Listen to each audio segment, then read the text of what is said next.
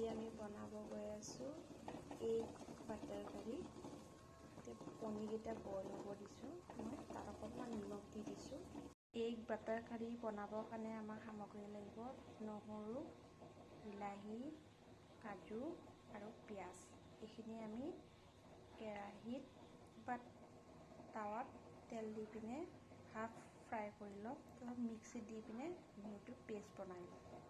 কণীকেইটা বইল হোৱালৈকে আমি এইটো চুলাত উঠাই দিম আমাৰ বাকীখিনি সামগ্ৰী ফ্ৰাই কৰিবৰ কাৰণে আমি এইটো চুলা জ্বলাই উঠাই লৈছোঁ। গৰম হ'ব দিম। গৰম হোৱাৰ পিছত ইয়াত অকণমান তেল দিম। মই তেলখন গৰম হৈছে, তাত আমি অকণমান দিছোঁ তেল। এই তেলখিনিতে আমি এইখিনি হাফ ফ্ৰাই কৰাৰ পিছত ডিমকেইটা ফ্ৰাই কৰি ল'ব পাৰিম। আমি ইয়াতে দি ল'ম এইডোখৰ বিলাহী, কাজুখিনি আৰু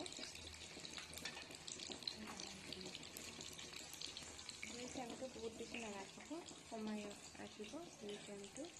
এইখিনি আমি হাফ ফ্ৰাই কাৰণে ৰাখি দিম, অকণমান সময় ৰাখি দিম। এবাৰ ঘূৰাই দিছোঁ, ঘূৰাই দিলে অলপ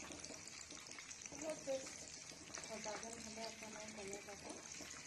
এতিয়া আমি নমাই দিলে নমাই ঠাণ্ডা হ'ব দিব, তাৰপিছত মিক্সিত আপুনি মিক্সাৰ দিলে হ'ল। আমাৰ কালাৰটো চেঞ্জ হৈছে। এতিয়া আমি গেছৰ ফ্লেমটো বন্ধ কৰি দিম। আপুনি অলপ ঠাণ্ডা হ'ব লাগিব। ইয়াৰ পৰা তেলখিনি অলপ চেপি পিনে আপুনি এইখিনি মিক্সিত দি পিনে পেষ্ট বনাই ল'লে হ'ল আৰু বাকী ৰৈ যোৱা তেলখিনিতে আপুনি কণীখিনি ফ্ৰাই কৰিব পাৰিব। এতিয়া আমি মিক্সিত পিচি ল'ম। খিনি ৰেডি হৈ গ'ল। আমি ৰৈ যোৱা তেলখিনিতে দিছোঁ অকণমান নিমখ, অকণমান হালধি দিম। তাতে আমি এতিয়া ডিমকেইটা ফ্ৰাই কৰি ল'ম।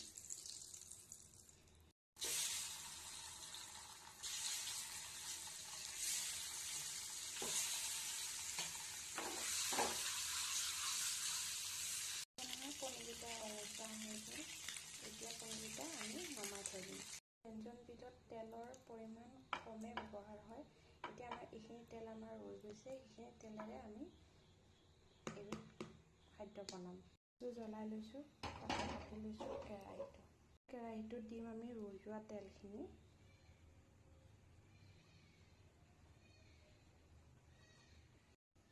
এতিয়া আমি কেৰাহীটোত দিম দিটো খাব, ডিমটো অকণমান সেইটো কম হৈ গৈছে। পৰিমাণটো কমাই দিম।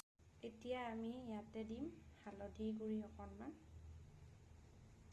নিমখ নিজৰ সোৱাদ অনুসাৰে। ভালকৈ লৰাই দিব লাগিব আৰু নমোৱাৰ আগে আগে আমি দিম ইয়াতে আমুলৰ বাটাৰ।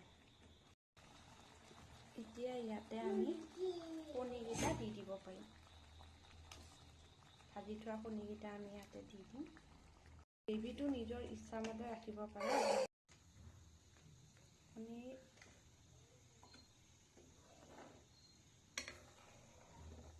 এয়া ৰেডি হৈ গ'ল।